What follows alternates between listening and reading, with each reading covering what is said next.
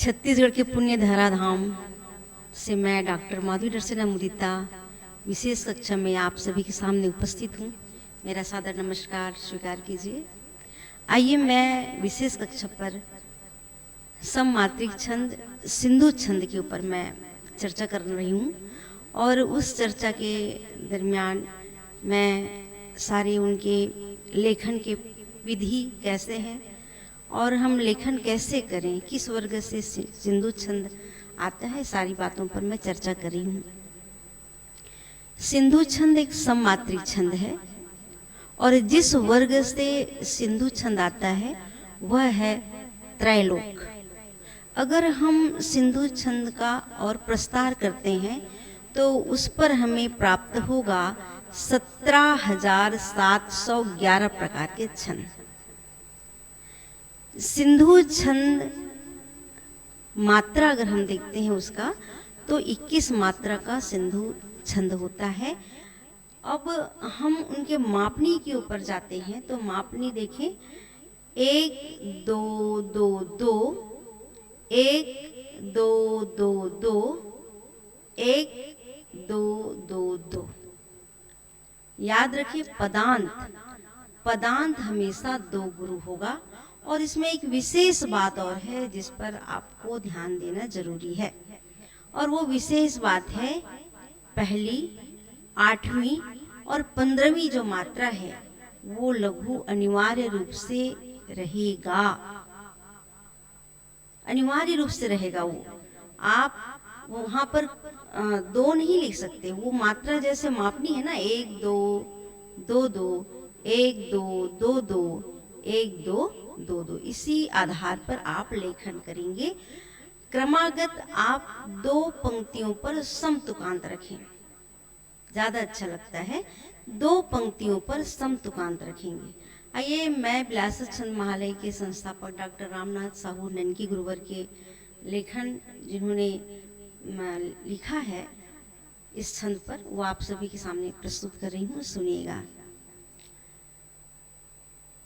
चतुर्दश वर्ष से विरहन बनी मैना, चतुर्दश वर्ष से विरहन बनी मैना, नहीं सुध बुध पिया पथ ताकती नैना, नहीं सुध बुध पिया पथ ताकती नैना, कई है प्रश्न पर उत्तर नहीं पाते,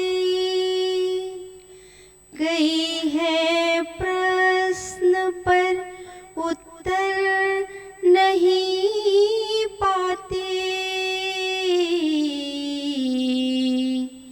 विरह की ताप में अब तक जली जाती, विरह की ताप में अब तक जली जाती,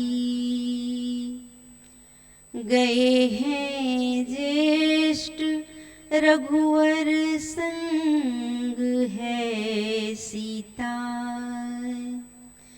पिया बिन पात्र मेरा प्रेम से रीता, मुझे भी संग ले जाते अकेली हूँ, मुझे भी संग ले जाते अकेली हूँ,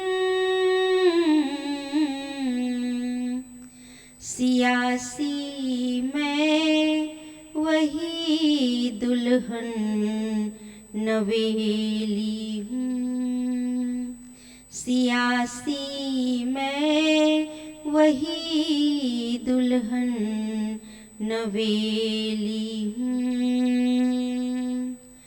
नहीं चाहूँ पिया पथ की बनूं बाधा, नहीं चाहूं पिया पथ की बनूं बाधा, उन्हीं के प्रेम संबल से विरह साधा। मुझे है इस धीरज दे तितीक्षा में, मुझे है इस धीरज दे तितीक्षा में, सफल हो विधाता की परीक्षा में, सफल हो विधाता की परीक्षा में। ये 3 युग्म में डॉक्टर रामनाथ साहू ननकी गुरुदेव जी ने लिखा है और ये प्रसंग है भगवान राम, सीता और लक्ष्मण वनवास गए और उर्मिला की विरह गाथा है जो आपके सामने में सिंधु छंद के रूप में प्रस्तुत किया गया है। आशा करती हूँ इसको आप अच्छे से समझेंगे और अपने लेखन को उत्कृष्ट बनाएंगे।